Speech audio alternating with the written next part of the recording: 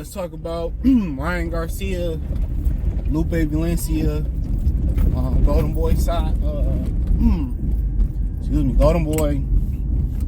Got to grab a water. Damn. Golden Boy files a lawsuit against Ryan and Lupe Valencia to uphold their contracts with that they got signed with Golden Boy. So thumbs up the video, share the video, subscribe to the channel, next subscribe button, this the bell icon button, hit all notifications, increase your chance to get notifications. We go live or drop a video. So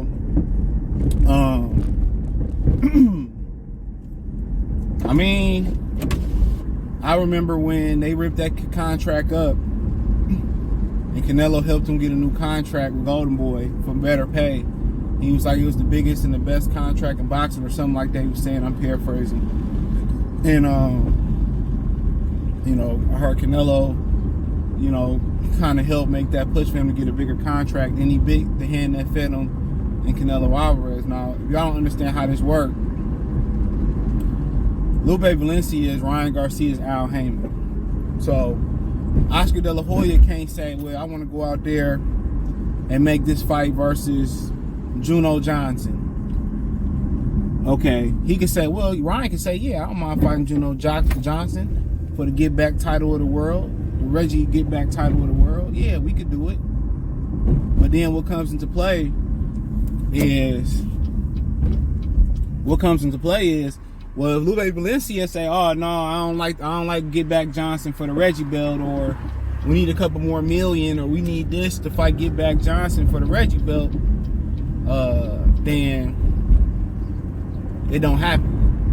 So they gotta go through Lupe to get the fights to be made. So usually Lupe and Ryan Garcia parents at one point, I don't want to hit that squirrel. They kind of get in there and they kind of get what they want.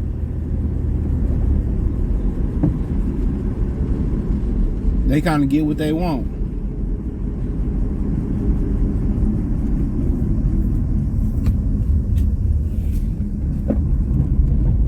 They kind of get what they want. So, I mean, at the end of the day,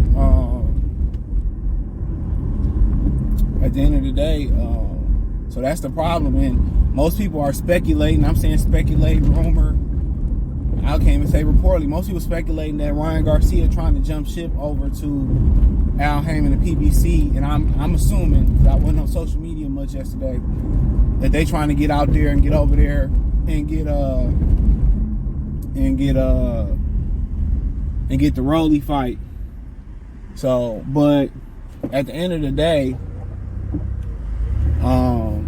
you gotta remember when Eddie Hearn was the one revealing that Ryan Garcia was a free agent. He can't wait to spill the beans on Oscar De La Hoya that Ryan was a free agent. I think he was the first one saying that he heard Ryan was a free agent. Was Eddie Hearn.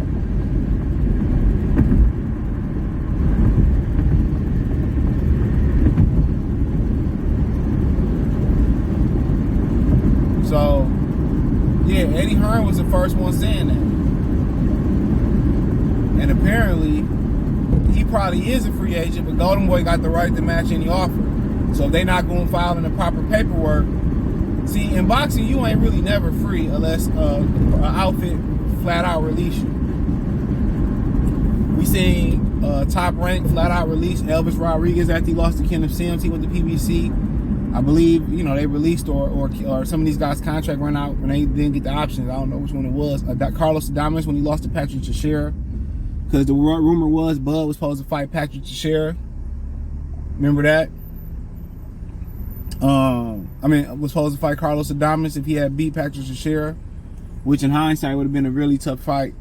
Especially if Patrick Teixeira can get himself in the Adames can finally get himself in the shape, which look like it's happening.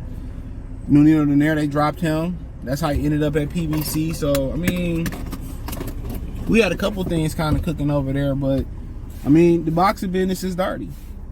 And Lupe Valencia got all the power. Now, can they buy themselves out of the rest of that contract? If they can't buy the matching power out the contract, they could if it's not a clause in there. Then they have Oscar Leisure. Then Oscar said, I want $10 million to buy yourself out this contract or not the match. But a lot of people think, allegedly, that PBC caught up in this, and that's who we trying to go with. And Oscar De La Hoya and Bob Arum sued Oscar De La Hoya and Bob Arum sued Al Heyman before and got some money for it. Let's not forget.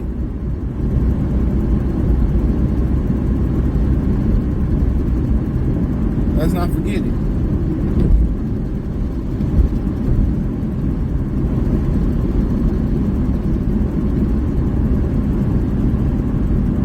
Let's not forget it.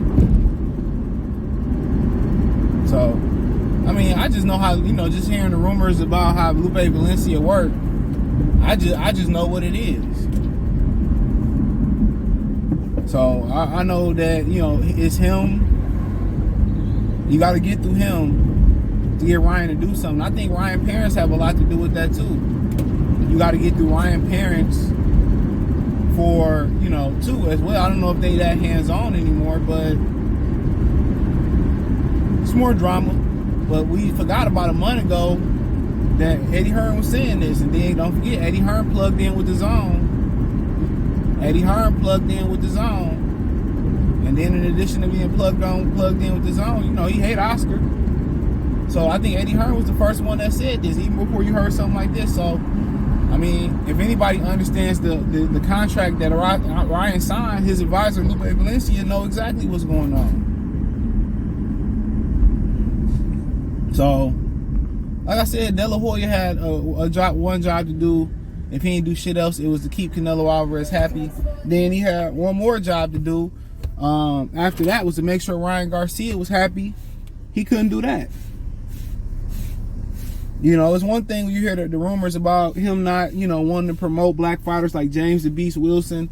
And I love his videos with his kids, boxing and stuff, by the way.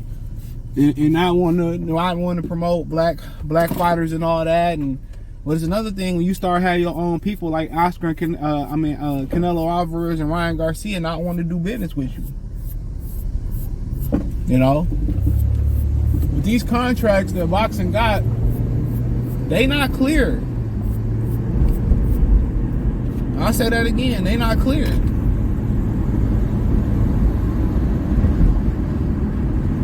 They not like, okay, you do 5 years and you out your contract. Or you got a 3-fight deal. A lot of times at the end of that 3-fight deal, like Regis signed, it's possibly an option of the match. Sometimes it could be, if you challenge for a title and win the title, it extend your contract by a fight or two. Or you're a free agent if you take the title from the House Fighter Promotional Company. Now we got 3 options on you. And then we can hold that third option over until you sign the contract with us. So the boxing game is murky contracts as it can get. Even more murkier than the NFL, guaranteed money, signing bonuses, converting salary to signing bonuses. You know what I'm saying? It's as murky as that.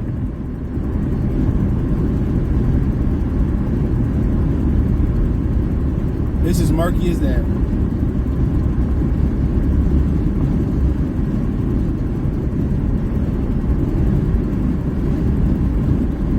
So, it's life.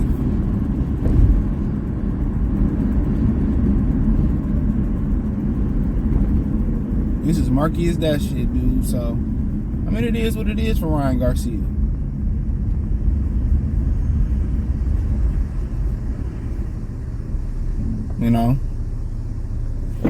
But overall,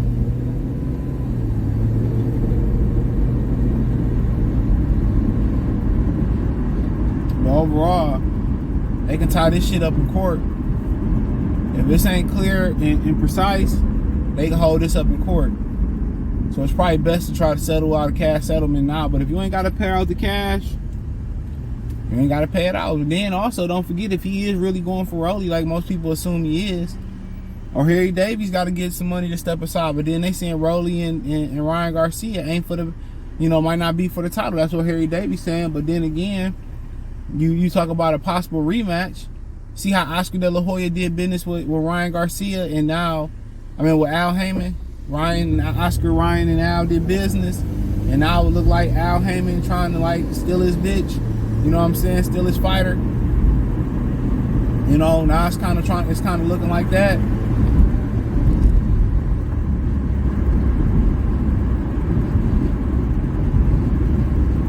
You know?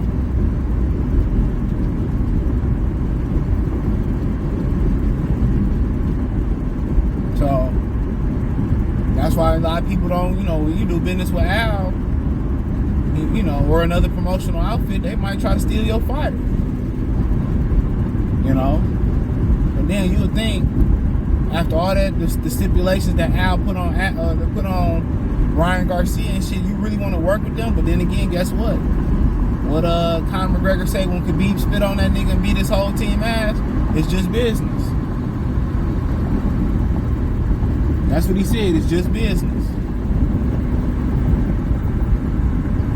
So De La Hoya got a bad name out here, bro. De La Hoya out here looking like he looking weak in the knees and shit. De La Hoya out here looking mad weak.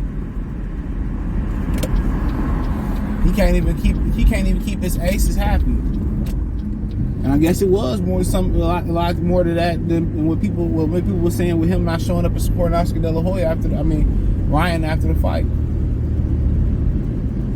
You know, but it's boxing, bro. When you go in that ring, you on your own. No matter how many people say 2 steal and 2 time and we gonna win, and it don't matter. I mean, it's a lonely place in there, and that's like the world, bro. Some people in the world can't go out in the world and handle business on their own. Some people feel the need to be like what they call like a diligent or something. They kind of feel the need to lean on somebody for support, like a crutch, and that's not good, bro. That's one thing about people who got a lot of brothers and sisters and shit, bro. It's like they always feel like they gotta lean on somebody, or they, you know, certain things. So I mean, it is what it is. But come on now. My bad. This motherfucker want to pull up. I don't know if he the ice machine or not, but it'll be like that sometime, bro. And I mean, so I'll be real. Some of my loneliest times is the toughest times that I went through in my life. But guess what? I came out the other side a better person, bro. So I was the only child in my household, so I had to learn to entertain myself, dude. I couldn't say I'm about to get my 20 or 10 or brothers and sisters. Like, dude, I had to shoot them fair ones, nigga. Sometimes 1-on-2, 1-on-3. I ain't been jumped that many times, though. I gotta jump like once or twice, if that. And that's like 2 people. But that's life, bro. You know, you learn to be strong, standing on your own too, bro.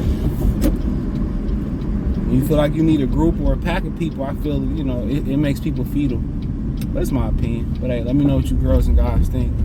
Thumbs up the video, share the video, subscribe to the channel, and subscribe button, it's the bell icon button. Hit all notifications, increase your chance and notifications. We go live or drop a video. Financially, you want to support the channel, Cash App, $CJGood313, Venmo, CJGood313, PayPal link in the description. Hit the link tree, find me on Twitter, Instagram, Spotify, Anchor, Cash App, Venmo, PayPal, Apple Podcasts, Google Podcasts, the whole 9. Peace.